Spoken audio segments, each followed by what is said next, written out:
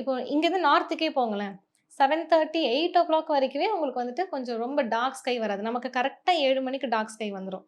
ஆனா, அங்கலாம் அப்படி இல்ல. 8, 8:15 வரைக்கும் வந்துட்டு, "என்னடா இது இப்படி இருக்குது, வெளிச்சமா இருக்குதே!" அப்படிங்கிற மாரி.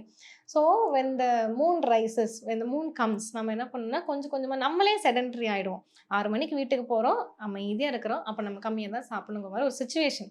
இதெல்லாம் இல்லாம தாறுமாறா சாப்பிடுறது, நைட் சாப்பிட்டோனே தூங்குறது, இது கண்டிப்பா இன்டைஜஷன் இஷ்யூஸ கொண்டு வரும். அண்ட் 3 வேளையும் வந்துட்டு உங்களுக்கு ஹெச்சிஎல் ஆசிட்ன்னு ஒரு விஷயம் வந்துட்டு சுரந்துட்டே இருக்கும். To digest all our food.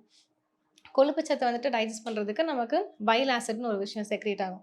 So இப்போ இந்த லைஃப் ஸ்டைல்ல வந்துட்டு எல்லாருமே நம்ம என்ன பண்றோம்? கொழுப்பு சத்து தான் மேஜர் சிட்டீஸ்ன்னு வச்சுக்கலாம். நாட் இன் ரூரல் ஏரியாஸ் சொல்ல முடியாது.